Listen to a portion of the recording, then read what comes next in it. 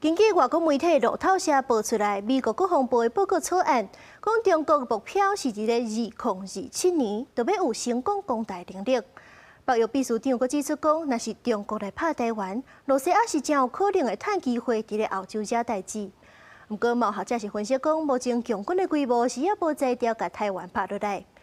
另外，中央嘛提出1.25兆的国防特别预算，今仔日阁再互拿被动落来。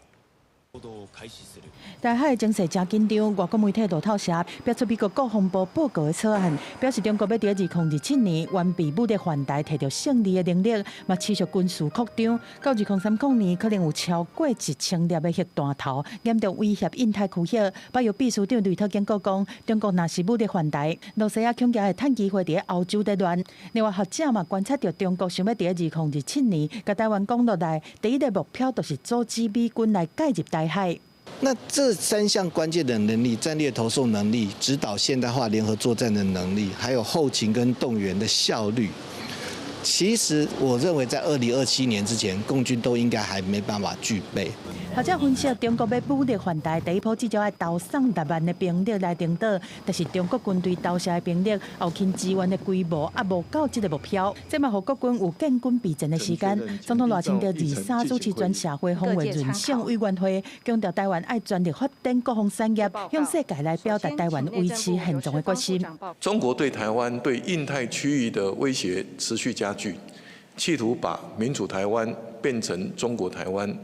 这是对国家主权和国家安全的严重威胁，更是对全球民主自由阵营的公然挑衅。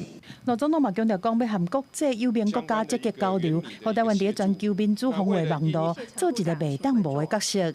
不过中央提出的1.25兆国防特别预算，23是第4摆互纳被联手主动，无法度呼吁来审查。呼吁啊，白蓝两党，你这北是个要那是个呀，回到制度，回到理性。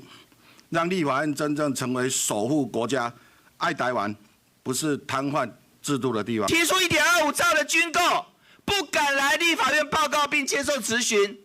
我想请问国人啊，是谁在卡军购啊？